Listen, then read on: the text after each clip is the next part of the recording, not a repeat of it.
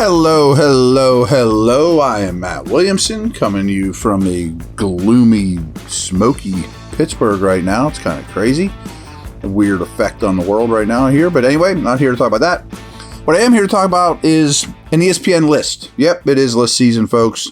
But I'm going to put a different spin on it. What Mike Clay and Seth Walder, real quick, Mike Clay is from Philly. He's a heavy fantasy guy, but he's also their NFL dude that ranks every secondary 1 to 32, every linebacker. So it's not just fantasy. He's super smart. I have a lot of respect for Mike. I overlapped with him at ESPN way back when. He was new when I was kind of on my way out. And Seth Walder is their analytics guru. Both do excellent work. No offense to the others at ESPN, but if I had two people there putting a list together in a joint effort, they would be two of my first draft choices. And what they did, very simple exercise. We're going to rank every NFL roster 1 to 32. Wow. Okay. So I'm not going to read the whole list to you. You can go see it at ESPN.com. I don't think it's under a paywall or whatever. Be a long podcast. We're not going through every strength and weakness of every team. But I did take an interesting spin on it. And first off, we're just going to start the podcast by saying Steelers come in at 14. I don't really have a problem with that. To put that into perspective, Seattle's at 12. Denver's at 13. I would have Denver lower, frankly, and I'd have the Steelers over Denver. Steelers come in at 14. Right behind them is the Jags at 15. People are pretty excited about that team. And Minnesota at 16. They won, both those teams are playoff teams last year. So I think they're properly ranked. Of course, you're going to put a little more weight on quarterback. Kansas City's 1. They wouldn't be 1 for me, but hey, they got Mahomes, So I want to kind of talk about what they say about the Steelers. They said their strongest unit, edge rusher. Hard to argue that. TJ Watt missed a chunk of last season, but the 28-year-old remained an impact player when healthy. Had a very good pass rush win rate that they mentioned. And has led the NFL with 70.5 sacks over the last 5 years. Running mate Alex Highsmith finished 6th in the league with 14.5 sacks. Underrated veteran Marcus Golden, who has 3 10-plus sack seasons. And youngsters, DeMarvin Leal, who I would not call an edge. I think they're mistaken there. And Nick Herbig provide solid depth. Pretty good foursome. Again, I'm not putting Leal in that mix. I like Herbig as a 4, special teamer, spot player. The Golden signing I can't speak high enough about. There's just a quality depth dude.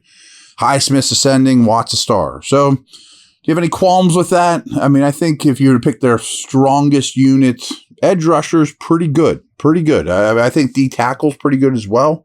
So their front is going to be hard to deal with. I 100% agree that their weakest unit, though, the Steelers, is off the ball linebacker.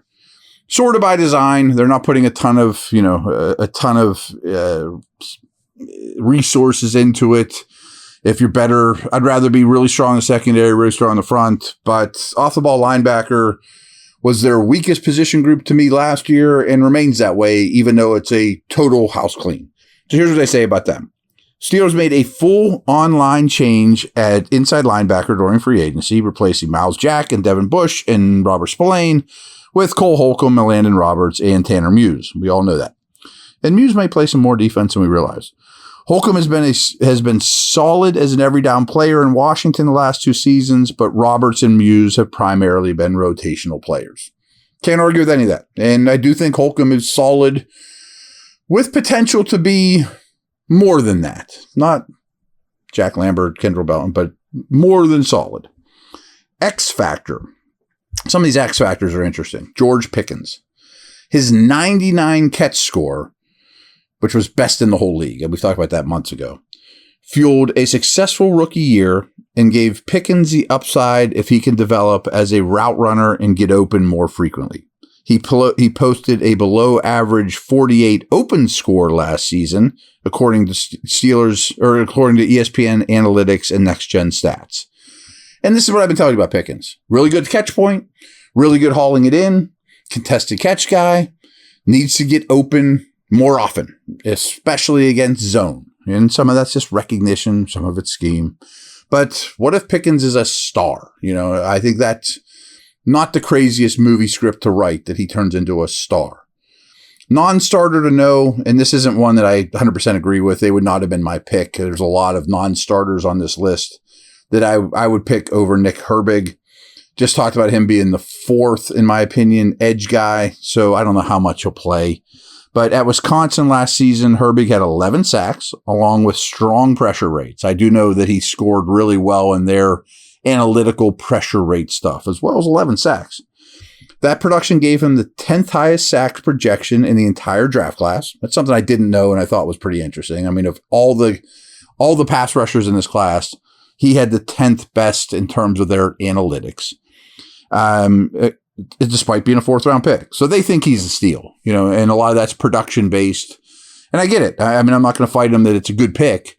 I just don't know that he's the non-starter to know. I mean, to me, how about Austin? How about Washington? How about Hayward? How about Warren? How about Leal, Benton? I mean, Joey Porter Jr. is not listed as a starter here. So the depth, I think, is a real strength of this team. So there would be a lot of non-starters to know.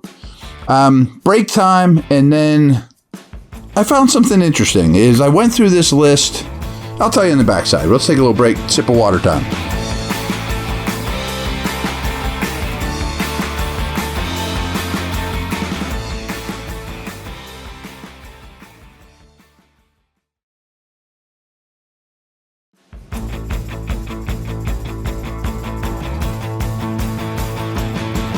All right, again, I think the two guys writing this list do good work. I respect their work, and I agree 90% of their rankings. Like, I thought Denver was a little too high, blah, blah, blah, nitpicking. So what I did was I pulled up the Steelers' schedule and said, who is everyone on the schedule and where is their roster ranked in the league? So let's go through that, and then there were some trends that I put together after analyzing those 17 games. So they lead off with San Fran, 8th best roster in the league. Okay. Follow that with the 9th best roster, the Browns. So the Steelers, side note, were 4th in the division. So Baltimore was 11, Steelers were 14, Baltimore was 11, Cleveland was 9, Cincy was 5. I think, again, this is a little nitpicky, but I think we'd all agree Cincy is 1. I honestly think Cleveland, Baltimore, Steelers are same tier, very similar in terms of how good their roster is.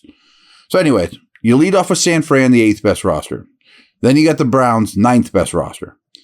Vegas is the 21st best roster on this league. Houston, not surprisingly, 29th. As mentioned, the Ravens are 11.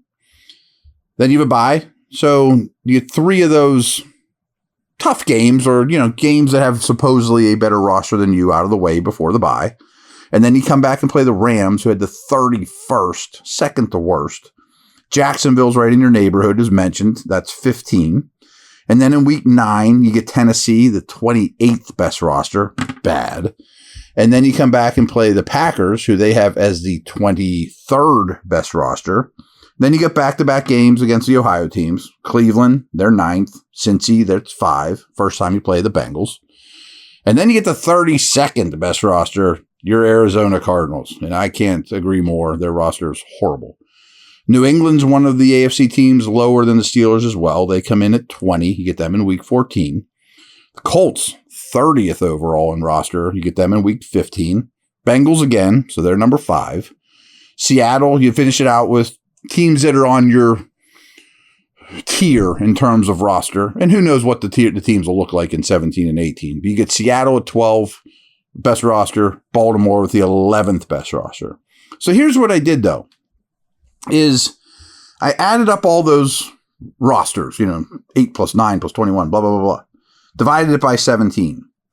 The average game that the Steelers play this year, and remember, they have the 14th best roster in the league, but the average game they play this year will be against the 17.6th best roster in the league. Like, there's some good ones, there's some bad ones. But for the most part, according to this, which isn't gospel, you are playing inferior rosters than yours when balanced out over 17 games over the course of the season. So there's 8 of them that were better than the Steelers at 14, 8 games, including 6 in the division. So there's only 2 outside the division that have a better roster than you, which frankly, I would rather play divisional games against teams that have better rosters than me because of the familiarity, Tomlin knows them, all that good stuff, you know? So that's kind of promising to me. If you have 8 teams with a better roster than you, 6 of which are the teams you know the best. So there you have it. Which, and I'm sure you guys can figure out the math, you then have 9 that have a worse record than you, none of which are in the division. So here's a couple other little nuggets I found. They play none of the teams in the top 4. Remember, the Bengals are 5, and they only play 1 in the top 7. So they play the Bengals twice. So I guess they have 2 in the top 7, 2 games, but 1 team in the top 7. And that's the Bengals. Again, the next best teams are San Francisco and Cleveland. You play those guys. They're 8 and 9. And what was the last thing? Oh, here's the biggest note is every team.